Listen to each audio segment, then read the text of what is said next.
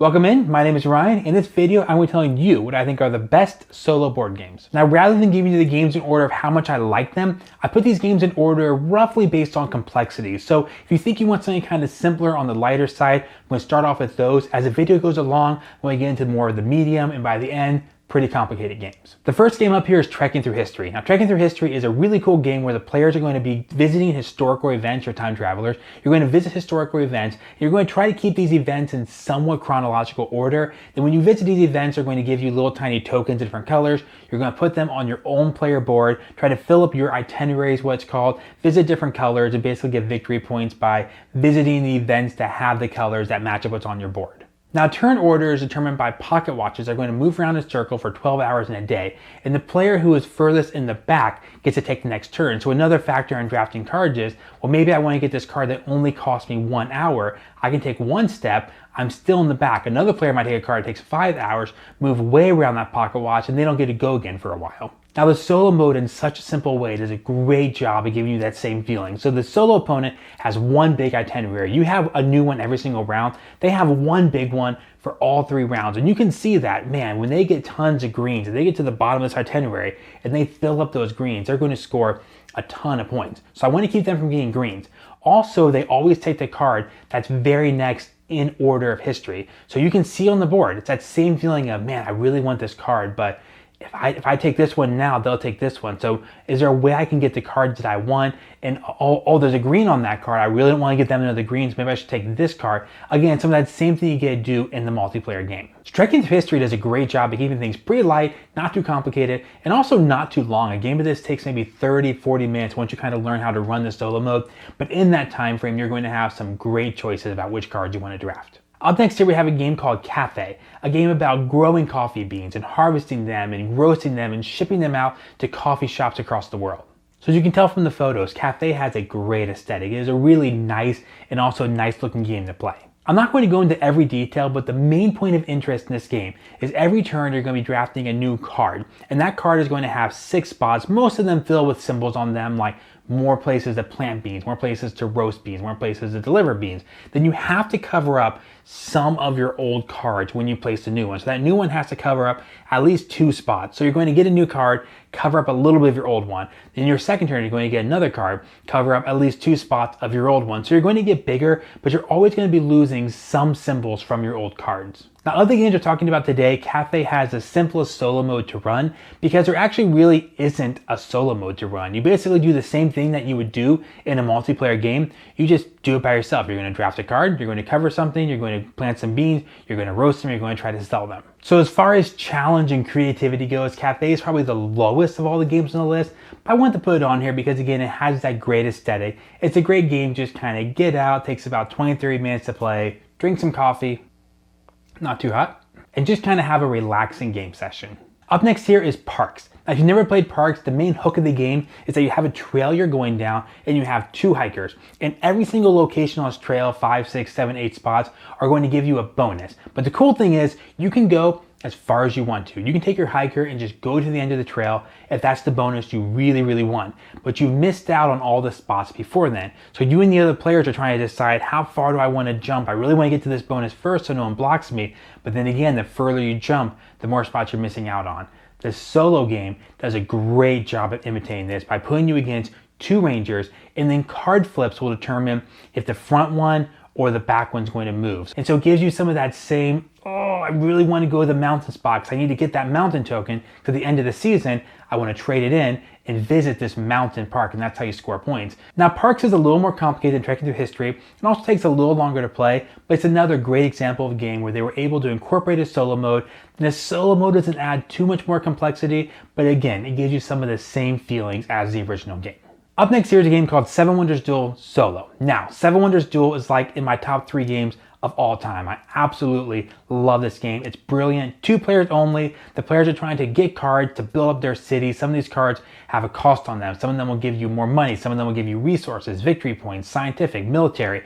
And basically the great thing about this game is there's 3 ways to win. They're all super legitimate. You can win the game by just having more victory points at the end of the game. You can also just rush them in military or rush them in scientific development. And if you beat them in those areas, the game ends right away. So the 2 players just back and forth drafting. And when I found out pretty recently that this game had a solo mode, I just thought, this can't work. This game is completely head-to-head. How are they going to make a solo mode that gives you any of that original Seven Wonders Duel feeling? Well, super happy to find that I love this solo mode. And this solo mode really doesn't add hardly any complexity onto the original game. It's in this position. It's kind of in the mid-tier because the game is more complicated than the games I've already talked about. But the solo mode is really simple. You're going to take a solo opponent. They're going to have a stack of cards. You'll flip one over and they will take the cards that they say. And some of the characters are unique. They maybe start with different wonders, or when you get a unique card, they say to take a specific card that's out there. But basically it's really simple, but it gives you all that same thing. If you play this game, the main thing this game comes down to is you look at the cards out there and you say, oh man, if I take this one, it's going to flip over this one for you. You could take this one, reveal this one for me. You're trying to figure out kind of the puzzle of how the card's going to unfold as they get drafted. It does the same thing because you're thinking, okay, what card could they take on their turn? How can I keep this card away that they need? So cool. Again, if you know how to play Seven Wonders, it is a really, really, really easy addition to the game. And more so than that, this entire solo mode is a free print and play. You can just go online and print it off for free. I'll put a link in the description down below if you want to try it out. If you like the original Seven Wonders Duel and own it, I would say at least give this one a shot because it's free. It's really simple to learn the rules of. And again, I think it does a pretty good job of giving you some of that original Seven Wonders Duel feeling in a solo game. Up next here, we have a pretty unique game for the list, and that is the Isle of Cats. And the reason it's unique is that I don't love the multiplayer version of this game. I think it's okay. Obviously, if the group is playing it, having a good time, I want to join in and have a good time too. But I didn't think it was a great game. I feel like it was a little random. People are trying to get cards that are going to help them rescue cats off an island and put those cats onto your boat, kind of like Tetris style shaped cats that are going to try to fit as many as you can in, keep colors together to score bonus points, get some treasure, stuff like that to try to score the most points by the end of the game. But I found it was a little too random for my taste. There are some cards that are clearly good cards. If you're given those cards, you should draft them. There are some cats that are better for your boat. If you see them out there, you should take them. But the solo mode has such a cool twist to it. When I first read this in the book, I was like, that is so neat. What you're going to do is you put 5 cards face down. You can't look at them. One of each color of cat. There are 5 colors of cats, and one of the main ways you score is by keeping groups of colors of cats together on your boat. You're going to put these 5 cards face down. You're going to play 5 rounds. Each round, you're going to reveal a cat. Every time you reveal a cat, that first one you reveal, whatever color, let's say it's yellow, every yellow cat that you have in your boat is essentially going to be worth -5 points at the end of the game for you. So yellow cats are bad. Well, you know in the first round, yellows are bad, but you're not quite sure of the other 4 colors. You know one of the colors is going to be -4 points. The next one you flip in the third round is going to be -3, then -2, -1. So by the end, you really don't mind the last color. So if the last color you knew was blue, you'd obviously go for blue cats. But it makes it so cool. So you're playing the game, it puts this nice twist on the cat drafting where you're like, okay, I know I don't want yellow, but I really don't want to sell out to any of the other 4 colors yet. Because if I take 4 cats and then in turn 2 flip over red and I took 4 reds, I'm sunk. So you really are trying to play it as you go along. When the third round starts, okay, you know none of those 3 are that bad. The last 2 are both not bad at all, 2 and 1 point. So again, it doesn't seem like much, but it adds a cool twist to it. And the other part of it is, again, I was not super impressed by the randomness of the multiplayer game because I felt like whoever gets a good card is just going to draft them and have a really good shot of winning. Well, that kind of goes away in solo mode. So that little frustration or gripe I have about the original game of multiplayer, it just kind of goes away. You're playing on solo, you're trying to beat the game, you're on your own. Okay, earlier I mentioned Seven Wonders Duel, one of my favorite games of all time. One of the other favorite games of all time is Viticulture. Viticulture is an amazing game. You're trying to plant grapes in your vineyard, science, play special cards, harvest those grapes, make them to wine, fill orders, train more workers, build structures. All this stuff is going on. It all has to do with timing of the other players. The spots on the board are going to get blocked. So when you place a worker out there, you're going to stop your opponents from going to a space. So really, it's this puzzle of figuring out over 6 or 7 or 8 turns, how can I get these wine orders filled? There's a lot of steps before you get there.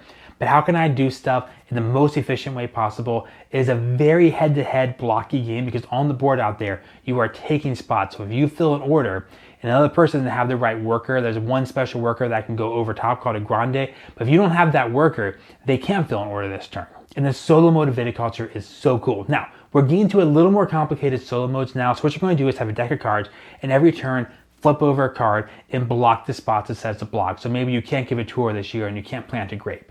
Now, Viticulture is the first game on the list so far. There'll be more later, but the first one on the list so far that really fulfills that desire for a complicated, hard game that you will probably lose sometimes if you play on the hard difficulty setting, but you can see what you did wrong and you can adjust your strategy in the future. It is complicated enough. There are enough turns and seasons that churn out that normally you can win every game of it if you play extremely well. But you have to play well. There'll be games that you'll kind of misjudge a situation. You go for something and I'll think about the fact that, I really didn't need those extra coins. Now I kind of wasted them. It's really a game that's enough complexity to it that you can play it time and time again and keep improving, keep getting better at the game. Then on top of the solo mode being so replayable as it is, there's also a whole bunch of campaigns and complexities you can choose from. So you can choose different campaign missions that will basically change some core parts of the game. And some of them are wildly different. You'll feel like you're playing a new game when you're playing it.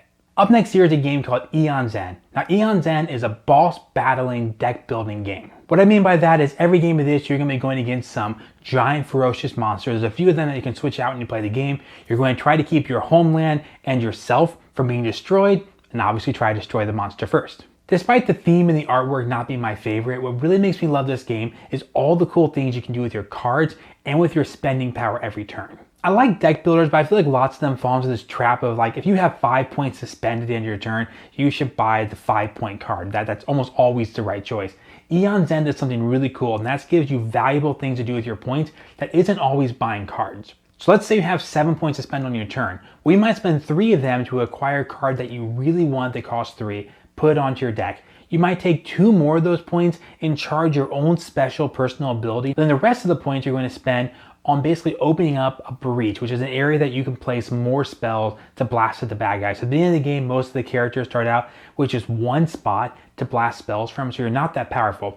As the game goes along, you can spend your spending power, your buy power, to basically unlock what they're called breaches, more spots to put your spells. By the end of the game, you might have 3 or 4 spots, put 3 or 4 different cards out there and shoot them all at the same time. And I love that. I love the game actually gives you meaningful decisions. It doesn't just come down to, well, I have 7 points, I'm going to buy this 7 card. Sometimes you might not buy any card. You might spend all your points in your personal power in charging breaches. Now, one last cool thing is that your deck never shuffles, which I tend to always forget in the game and just shuffle out of habit, but it's kind of neat. Whatever order you shoot your spells and purchase stuff in goes face down on your pile. Then when you're done with your whole pile of cards, you take it and you flip it over and you use it again, whatever order you put it there. So there's a lot of cool things you can learn as you play the game. Basically, as you get better at the game starts out, I think, really hard. But the better you get, the more times you realize, okay, when I buy this card, I should put this card in here first. So this comes out together with this. I'm going to keep one of my powers charged this turn, so it'll still be there next turn. I want to use it in combination with the cards I'm going to get then. So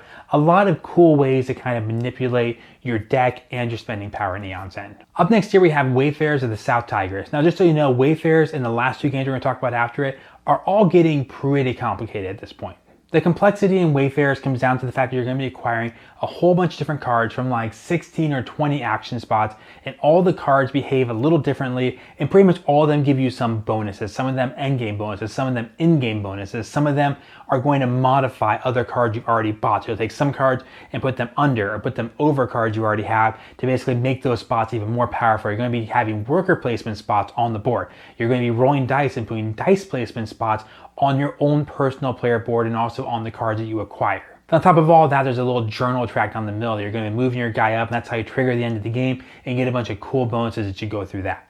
Now, kind of the cool hook about this solo mode is that once you learn the original game, and the original game is pretty complicated, but once you learn the original game, the solo mode doesn't add too much more complexity. There's just 6 cards, and these 6 cards can trigger a few different ways, kind of depending on game situational type of things.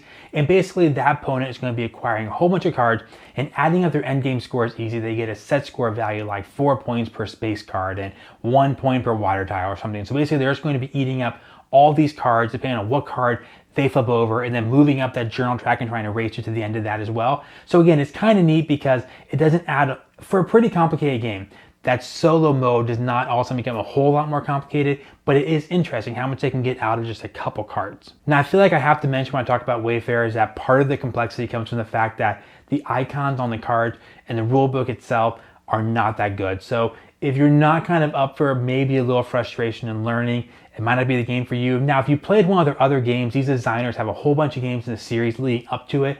It's supposedly, I've been told that it helps quite a bit because lots of the iconography and lots of the principles will carry over. But I jumped right into Wayfarers and found the rule book really vague in some places. And again, I just want to throw it out there. If you think about getting this game, you have to maybe be okay with looking up some stuff online. It's not the greatest rule book. All right, up next here we have Spirit Island. Now, just so you know, Spirit Island along with Viticulture are my favorite two games kind of on the second half of this list. Of the more complicated games we're talking about today, the ones that if you want something kind of meatier, I would say if you haven't played those two, start with those two. Those are my favorite, hands down. The other ones are good too. They're in my top 10. That's where on this list. But these two here, Spirit Island, Viticulture, amazing games. In Spirit Island, you're gonna be playing a magical being that dwells on this island. You're attempting to keep invaders off your island. Invaders are going to show up and try to colonize. They're going to send guys out into your forests and your mountains and your sand regions, and they're going to build in those regions on the next turn, but then send out more people to more regions, and they're going to be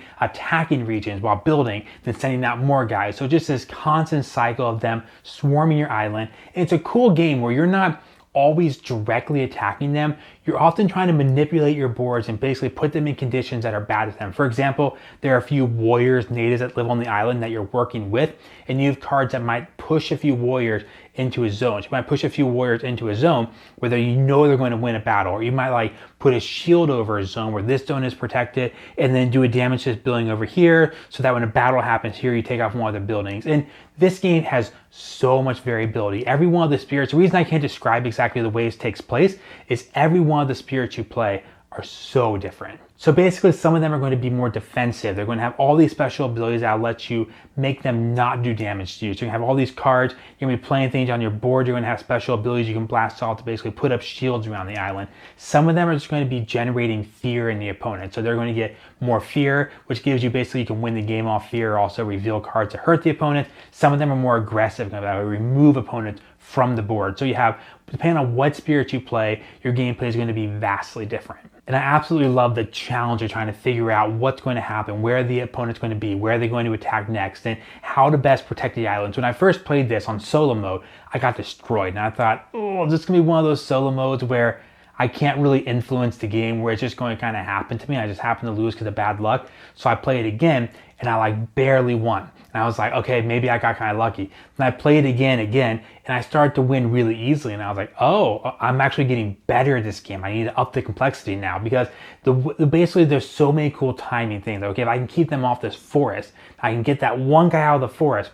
They're not going to build a city there. If they can't get a city there, they can't spread more workers out on this side of the island. So again, the game has a pretty high level of complexity to actually be good at the game, but learning that and getting better at the game is so satisfying. Another quick footnote here, compared to Wayfarers, I find Spirit Island easier to learn. A lot of people kind of put it in a higher level of complexity. I think it's got so hard to win, but as far as the rule book is great. Learning the game, I think, is actually, I'm not going to say it's easy. It's a complicated game, but it's laid out so well. And it's intuitive what's kind of happening, the way the opponents are going to start attacking your board. You try to take over your island, the way you try to fight them.